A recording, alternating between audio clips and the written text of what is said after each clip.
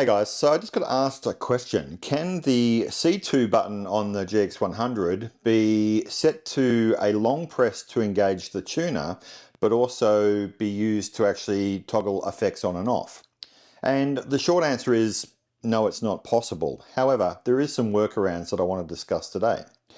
So typically the long press to engage the tuner will allow you to long press between either manual mode, memory mode, and the tuner. There's no way to have it long press but also associated with an actual effect toggling on and off.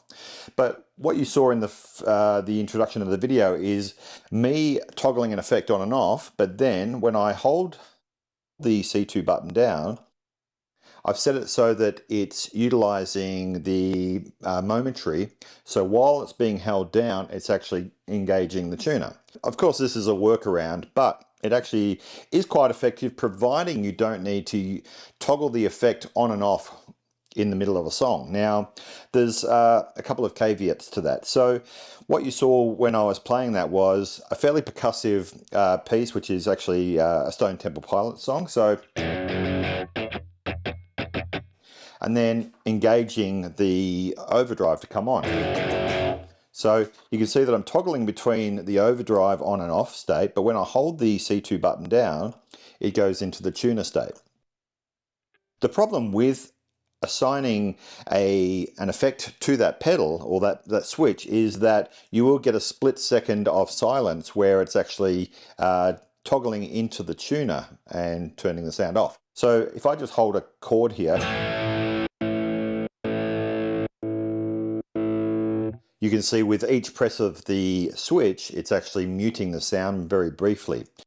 So this can be used strategically. Now you may choose to use the C2 button to toggle an effect on and off that you may utilize through an entire song. So you're actually pressing it on or off at the start of a song and not needing to toggle in between verses or choruses. Now, if you're very quick with your switching, as an example with that percussive piece that I was playing, I was able to pick the gap and actually toggle in between the gap. So as an example,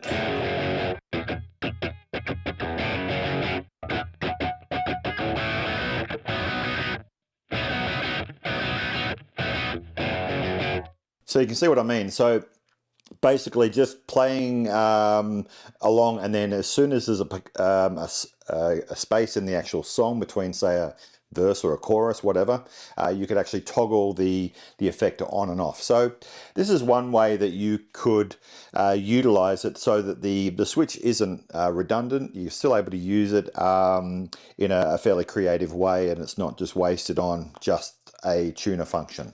Let's just quickly jump into the menu of the GX100 and I'll explain how I've got this set up.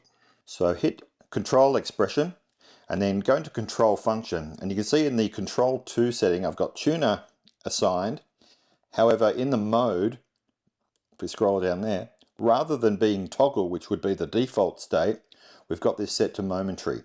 So if I just exit out of there, now obviously now when I'm holding down the C2 button, that means that whilst I'm holding down the switch, the tuner will be engaged, and as soon as I release, it disengages. Now let's just jump back into the Control Expression settings and then Assign settings. Now if I scroll down to where I've made my assignment, you can see on number 9 here, I've got Control 2 set to toggle the overdrive on and off. So if I exit there, and we go to here, you can see now with a single press, it's toggling on and off. You can see briefly as I press, it'll engage the tuner very, very briefly. But if you get used to a very quick press, you can see that you can almost get away without any silence whatsoever.